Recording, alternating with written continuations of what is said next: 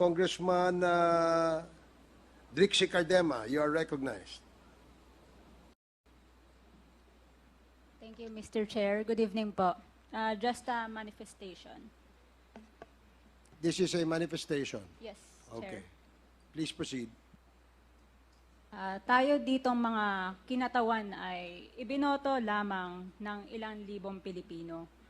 Ngunit ang kasama natin ngayon ang Pangulong Duterte, ang most voted Philippine leader ng 2016.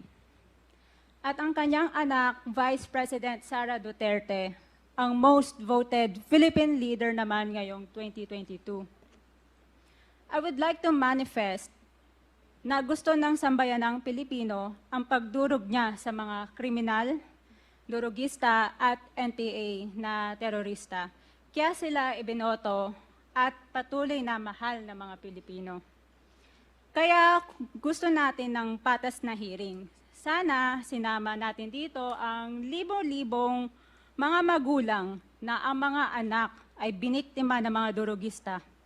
Ang mga ordinaryong Pilipino na naglalakad galing trabaho, tapos sinaksak o pinatay ng adik, lahat ng mga kababaihan, na kahit pati infant na babae ay ginahasa na ng adik. Libo-libo rin ang kanilang mga magulang at mahal sa buhay na wala dito ngayon. Awang-awa ang mga Pilipino sa mga inuseteng pamilyang na ito, kaya niluklok ng bansa ang Pangulong Duterte. Ang drug war ng Pangulo ay policy lamang. Hindi ito natupad kung hindi ito pinondohan ng Kongreso ng 6 na taon. Majority pa nga dito sa mga kinatawan ay naka-Duterte fist pa nung buong 6 na taon eh. Ang Duterte Youth Party List po ay patuloy na naninindigan sa Pangulong Rodrigo Duterte at pangalawang Pangulo, Sara Duterte, na naglingkod ng maayos, dumurog sa mga durugista, kriminal at NPA na terorista para proteksyonan ang milyon-milyong Pilipino.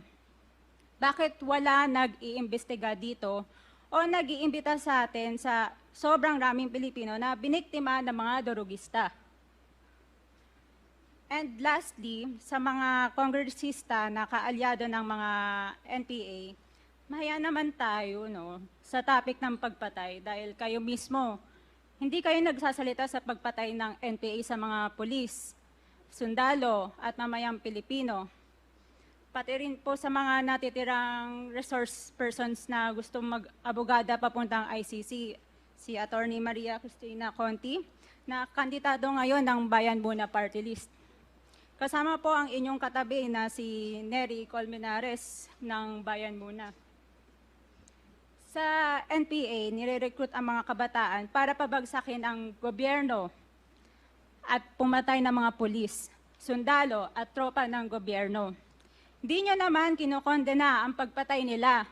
Ang kinokondena nyo ngayon ay ang dalawang naging most trusted leaders ng bansa na todo effort protektahan ang milyong-milyong mga Pilipino. In support sa advocacy sa Pangulong Duterte, ang Duterte Youth Party List ngayon, Kongreso, ito, ang kaisa-isang nagpapanukala ng pagbalik ng death penalty para sa mga rapist, kidnappers, durugista at terorista.